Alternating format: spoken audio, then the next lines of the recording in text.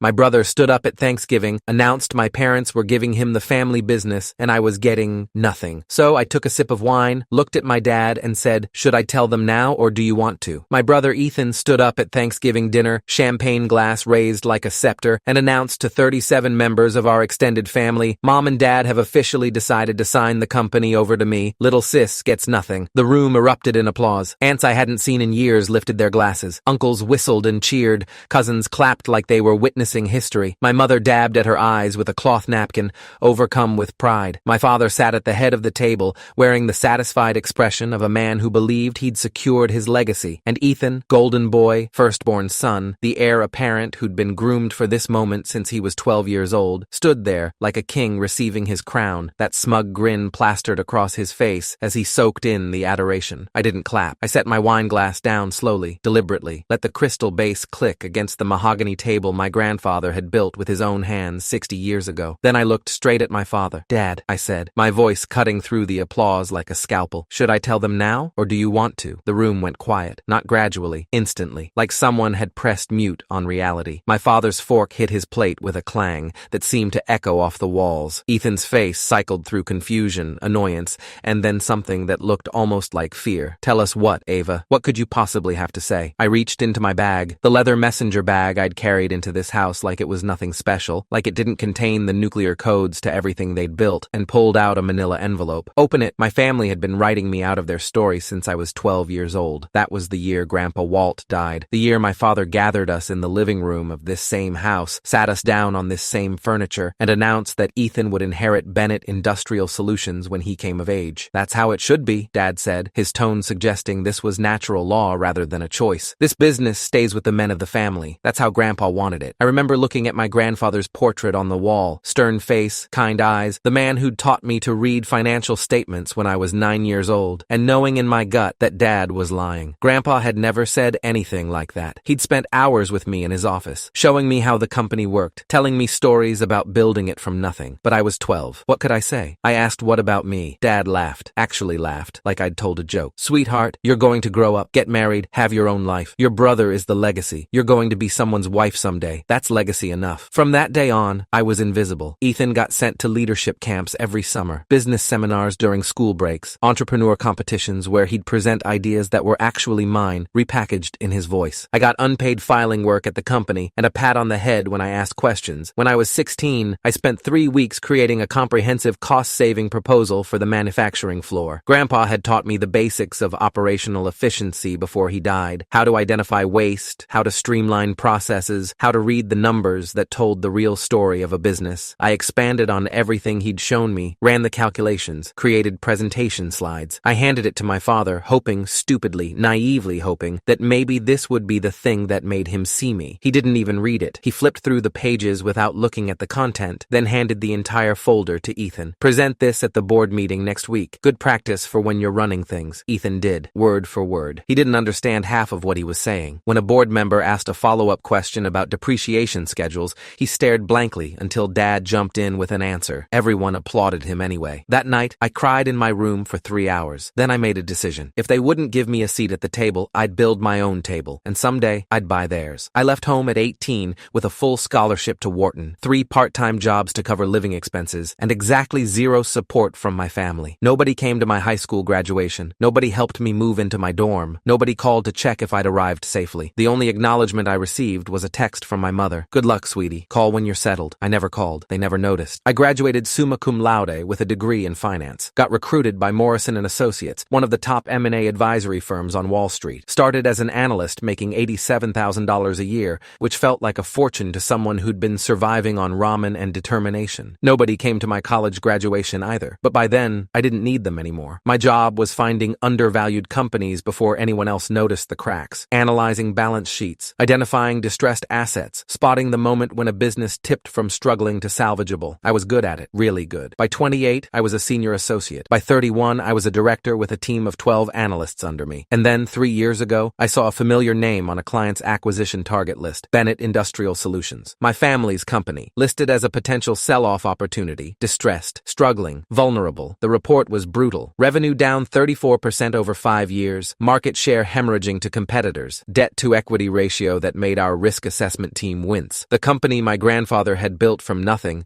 the company my father had been so desperate to hand to his son, was dying, and nobody had told me. I called my father that night, asked what was happening with the business. His response was immediate and dismissive. "This is men's business, Ava. You wouldn't understand the complexities involved." I texted Ethan. His response came 12 hours later. "LOL, stay in your lane, little sis. We've got it handled." They didn't have it handled. I could see that clearly in the numbers. But more importantly, I could see something else in those documents. Something that changed everything. Grandpa had never consolidated ownership of the company. When he died, his shares had been distributed according to his will, but not all to my father, like everyone assumed. Shares had gone to retired employees who'd helped build the business, to old partners who'd invested in the early days, to distant cousins who'd loaned money during lean times, to a charitable trust Grandpa had established for factory workers' children. My father controlled only 31% of Bennett Industrial Solutions. He'd been acting like he owned the company outright, but he didn't, not even close. And suddenly, I had a plan. The first call I made was to Victoria Chen, a corporate attorney at Sullivan & Cromwell with 23 years of experience in hostile acquisitions and shareholder disputes. "Is this legal?" I asked her after explaining what I wanted to do. "Acquiring shares in a privately held company from willing sellers? Absolutely legal. The question is whether you can convince enough shareholders to sell. What percentage would I need for controlling interest? 50% plus 1 share. That gives you the legal authority to appoint and remove the CEO, approve major business decisions, and essentially run the company however you see fit. And my family couldn't stop me?" Victoria paused. I could hear her thinking through the implications. If you acquire majority ownership through legitimate transactions with willing sellers, there's nothing they can do. They might try to challenge individual sales, claim some kind of improper influence, but if everything is properly documented and notarized, they'd lose. "Good. I need you to draw up acquisition agreements, standard terms, fair market value based on current company performance, which, given their financials, won't be very high," Victoria noted. "No, it won't be. The first shareholder I contacted was Harold Holloway, a retired engineer who'd worked at Bennett Industrial for 37 years. He owned 4.2% of the company, shares Grandpa had given him as a retirement bonus in 1987. Harold was 83 years old, living in a nursing home in Connecticut. His daughter helped arrange the call. "Mr. Holloway, my name is Ava Bennett. Walter Bennett was my grandfather." "Little Ava?" His voice crackled through the phone, but I could hear the warmth in it. "I remember you. You used to come to the factory with Walt. He'd set you up in his office with a calculator and a stack of invoices. You remember that?" "Of course I remember. Walt talked about you all the time. Said you had the head for this business. Said you were the one who should be running things someday." He paused. "I was real sorry when I heard how things went after he passed. Didn't seem right the way they treated you." My throat tightened. "Mr. Holloway, I'm calling because I'd like to buy your shares in Bennett Industrial. Fair market value based on current financials." "Why would you want shares in that mess? Company's been going downhill for years. Your brother doesn't know what he's doing, and your father won't admit it. That's exactly why I want them. I'd like to fix what they've broken." Silence on the line. Then a dry chuckle. "Walt always said you'd come back for it. Said you'd find a way." More silence. "I'll sell, but not because of the money. Because your grandfather would have wanted you to have them." The papers were signed and notarized within a week. Harold Holloway's 4.2% became mine. 1 down. Many more to go. Over the next 18 months, I made 47 phone calls to scattered shareholders of Bennett Industrial Solutions. A widow in Kansas named Martha Chen cried when I called. Her husband had been one of Grandpa's original partners, had invested $15,000 in 1962 when the company was just an idea. That investment had become 3.7% of the company. "My husband always said Walter was the most honest man he ever knew," she told me. "He would be so disappointed to see what's happened." A cousin I'd never met, Douglas Bennett, my grandfather's brother's son, laughed out loud when I mentioned Ethan. "That boy couldn't run a lemonade stand. I've been to 3 board meetings in the last 10 years, and every time he says something that makes me cringe." Douglas owned 2.1%. He signed it over without hesitation. A retired accountant named Patricia Reyes had worked at Bennett Industrial for 29 years. She owned 1.8% from an employee stock purchase plan. "Your grandfather was the best boss I ever had," she said. "Your father is not, and your brother is worse." One by one, they signed. Quietly, privately. No announcements, no fanfare. Just legal documents, wire transfers, and the gradual accumulation of power. Each transaction was handled by Victoria Chen's team. Each signature was notarized by a licensed notary public. Each share transfer was properly recorded with the company's transfer agent, a requirement that meant my ownership was technically visible in corporate records if anyone had bothered to look. Nobody looked. My father was too busy trying to save a sinking ship. My brother was too busy taking credit for other people's work, and the rest of the board was too busy covering their own positions to notice that the company's ownership structure was fundamentally changing beneath their feet. By November, I owned 44.3%. I needed 50.1%, and I knew exactly where to get it. Ray Carter was my grandfather's closest friend. They'd met in the Korean War, had started Bennett Industrial together in a rented garage in 1959, had built it into a manufacturing empire through 40 years of partnership and trust. When Grandpa died, Ray had stepped back from active involvement in the company. He was 87 now, living in an assisted living facility in Vermont, but his mind was sharp as ever. He owned 7.1% of Bennett Industrial, shares he'd kept as a reminder of his friend, not as an investment. I flew to Vermont the week before Thanksgiving, sat with Ray in his small apartment surrounded by photos of his life, his late wife, his children, his grandchildren, and in the corner, a faded picture of two young men in front of a garage with a hand-painted sign, Bennett Carter Manufacturing. "You look just like him," Ray said when he saw me. "Walt, I mean. Same eyes, same stubborn set to the jaw. I need your help, Mr. Carter. Call me Ray. Your grandfather did." "Ray," I took a breath. "I need to buy your shares. I'm trying to take control of the company before my father and brother destroy it completely." Ray studied me for a long moment. Then he reached into his desk drawer and pulled out a folder, old, yellowed, held together with a rubber band. "Walt gave me this 6 months before he died. Told me to hold on to it until someone worthy came along." He handed me the folder. Inside was a handwritten letter dated 23 years ago, my grandfather's handwriting. "Ray, if you're reading this, I'm gone, and you're probably wondering what to do with your shares. I have a feeling things aren't going to go the way I hoped after I die. Richard doesn't have the vision, and Ethan doesn't have the character, but Ava does. She has both. If she ever comes to you, and I believe she will, give her everything she needs. She's the one who should be running this company. She always was. Your friend, Walt." My hands were shaking when I finished reading. 23 years. My grandfather had seen this coming 23 years ago. Ray slid the share transfer documents across the table. He'd already had them prepared. "I've been waiting a long time for you, Ava. Don't make me regret this." The week before Thanksgiving, I sat in my apartment in Manhattan and ran the numbers one final time. Harold Holloway, 4.2%. Martha Chen, 3.7%. Douglas Bennett, 2.1%. Patricia Reyes, 1.8%. 17 other shareholders, 32.4%. Ray Carter, 7.1%. Total, 51.3%. Controlling interest. Majority stake. Legal authority to appoint and remove the CEO, approve or reject major business decisions, and fundamentally reshape the direction of the company. I owned Bennett Industrial Solutions, and nobody in my family had any idea. I called Victoria Chen that night. "It's done. I need you at Thanksgiving dinner. You want me to serve papers at a family holiday? I want you there as a witness, and to answer any legal questions that might arise." Victoria laughed. "This is either going to be the most satisfying moment of your career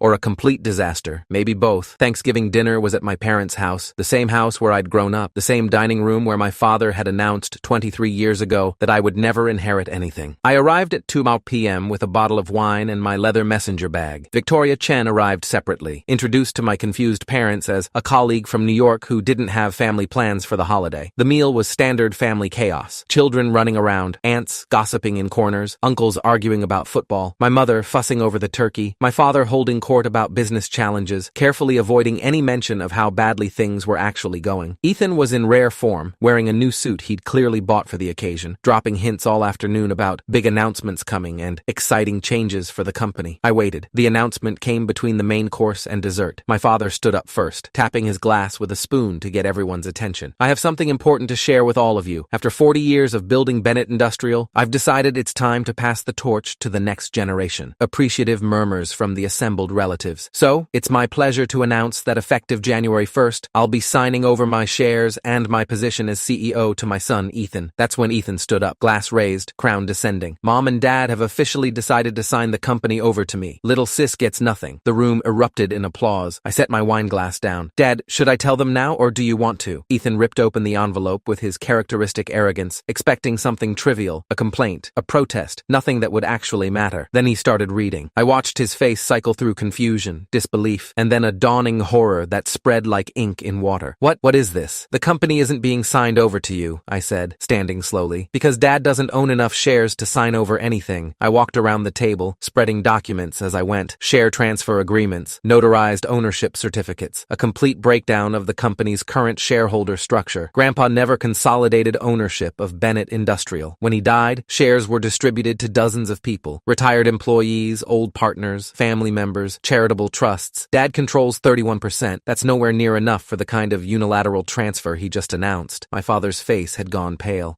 Those shares are scattered, impossible to collect. We've been operating as majority owners for 20 years, yes. Operating, but not owning. There's a difference." I pulled out the final document. "As of last week, I own 51.3% of Bennett Industrial Solutions. I am the majority shareholder. Legally, I control the company." Dead silence. Someone dropped a fork. A child asked a question and was immediately shushed. My mother's hand was pressed against her chest like she was having trouble breathing. Victoria stood up from her seat. I'm Victoria Chen, corporate attorney at Sullivan & Cromwell. I've been advising Ms. Bennett on this acquisition for the past 18 months. Every transaction has been properly documented, notarized, and recorded. The ownership transfer is legally unassailable. Ethan stumbled backward, knocking over his chair. This is fraud. You can't just— It's not fraud, Victoria said calmly. It's a legitimate acquisition of shares from willing sellers at fair market value. Every shareholder Ms. Bennett approached chose to sell voluntarily. Many of them were quite enthusiastic about it, actually. They were tricked. They were manipulated. I have recorded phone conversations with every single shareholder, I said, each one explaining exactly why they wanted to sell. Would you like to hear what they said about your leadership, Ethan? He went silent. My father finally spoke, his voice shaking. Ava, this is ridiculous. The company is mine. I built it. Grandpa built it, I interrupted. You inherited it, and you've been running it into the ground for 20 years. Revenue down 34% since you took over. Market share cut in half. Debt levels that would make any investor run screaming. You didn't build anything, Dad. You just managed the slow destruction of everything Grandpa created. How dare you? How dare I? Something in me snapped. 23 years of being dismissed, ignored, written off. It all came pouring out. How dare you? You told me when I was 12 years old that I didn't matter, that I'd never be part of this company, that I should just grow up and get married and be someone's wife because that's all I was good for. I pulled out Grandpa's letter, the one Ray had given me, handed it to my father. Grandpa didn't agree. He wrote this 23 years ago, predicting exactly what would happen. He knew you didn't have the vision. He knew Ethan didn't have the character. And he knew I was the one who should be running things. My father read the letter. His hands were shaking by the time he finished. This doesn't prove— It proves that the man who built this company believed in me. It proves that you've been lying to everyone, including yourself, for 2 decades. I took the letter back. The board meeting is scheduled for Monday. I'll be presenting my ownership documentation and calling a vote to remove the current CEO. That's you, Dad. You're out. My mother started crying. My aunts and uncles sat frozen in their seats. Cousins exchanged shocked glances. Ethan finally found his voice. You can't do this. This company is supposed to be mine. I've been preparing my whole life. You've been coasting your whole life, I said. Every idea you've ever presented was stolen from someone else. Every success you've claimed was earned by other people. You couldn't run a lemonade stand without Daddy holding your hand. And everyone in this room knows it. That's not the cost-saving proposal from 2008, the one that saved the company $2.3 million. That was mine. Dad took it from me and gave it to you. The marketing pivot in 2015 that opened the Asian markets, my analysis, my strategy, your name on it, the restructuring plan that kept you out of bankruptcy in 2019. I sent that to Dad anonymously through a business consultant. He never knew it was me. Silence. Everything you've accomplished was built on my work, Ethan. Everything. And now I'm taking back what was always supposed to be mine. I picked up my wine glass, took a slow sip, smiled. Happy Thanksgiving, everyone. The board meeting on Monday was brief. I presented my ownership documentation. Victoria walked the board through the legal implications. My father tried to object, tried to claim procedural violations, tried everything he could think of. The vote was 7-2 in favor of removing him as CEO. The only dissenting votes were his own and Ethan's. I was appointed interim CEO effective immediately. My first act was to fire Ethan, not out of spite, well, not entirely out of spite, but because he genuinely wasn't qualified for any position of responsibility. I offered him a severance package that was more generous than he deserved, 6 months salary, continuation of benefits, a positive reference if he wanted to find work elsewhere. He didn't take it well. You can't fire me. This is my birthright. This company has my name on it. It has our name on it, I corrected. Bennett. And Bennett Industrial Solutions is going to survive because I'm going to save it. Something you were never capable of doing. He stormed out. I haven't spoken to him since. Saving the company took 3 years. I brought in Marcus Williams, a turnaround specialist with 27 years of experience in manufacturing, to help restructure operations. We cut costs, modernized equipment, renegotiated supplier contracts. We focused on our core competencies and divested non-performing divisions. I hired Sarah Chen, no relation to my attorney, as CFO. She'd been chief financial officer of a Fortune 500 company before retiring, and she came out of retirement specifically because she liked the story of what I was doing. We brought in new blood at every level, promoted internal talent that had been overlooked for years, created actual paths for advancement that weren't dependent on family connections. By year 2, we were profitable again. By year 3, we were growing. Revenue up 23%, market share recovering, new product lines launching. The company my grandfather built was finally becoming what it should have been all along. My parents never apologized. My mother calls occasionally, makes small talk, never mentions the company or what happened. My father doesn't call at all. I hear through relatives that he spends his days playing golf and telling anyone who'll listen about how his ungrateful daughter stole his legacy. He doesn't understand that it was never his legacy to give. Ethan moved to Florida, took a job as a sales manager at a car dealership. His wife left him 6 months after he was fired. Turns out she'd married him for the money and the family name, not for his winning personality. Last I heard, he's engaged to someone new,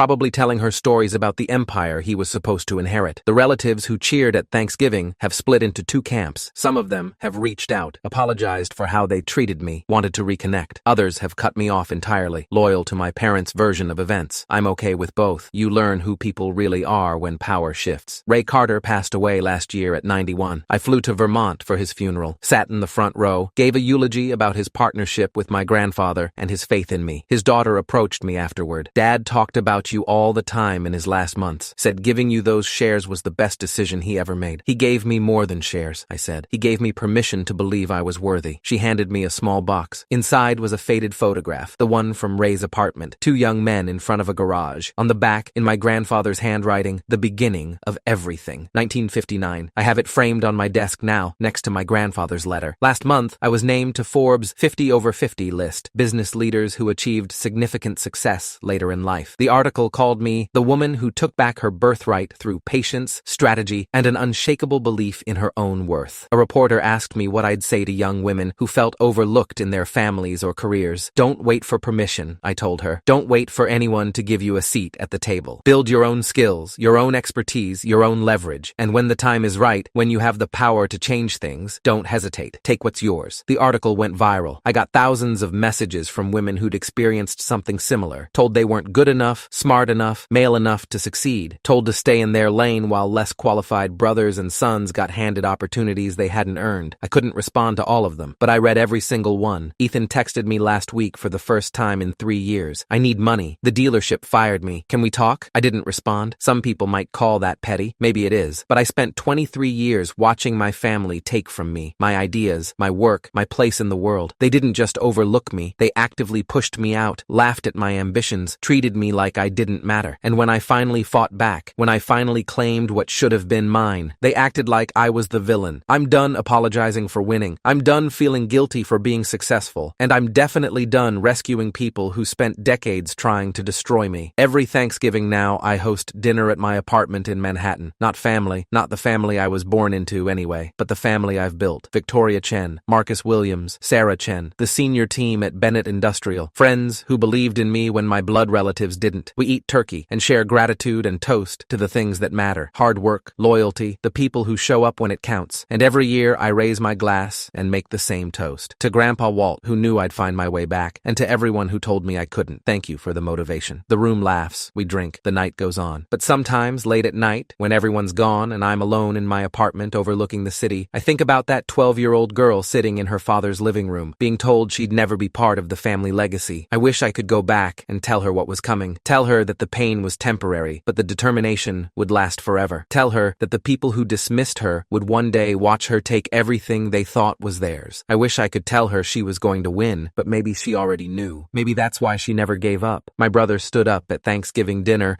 and announced he was getting everything. I took a sip of wine and changed the ending. Some stories write themselves. Others, you have to fight for every word. This one took me 23 years to finish. But the ending? The ending was worth the wait.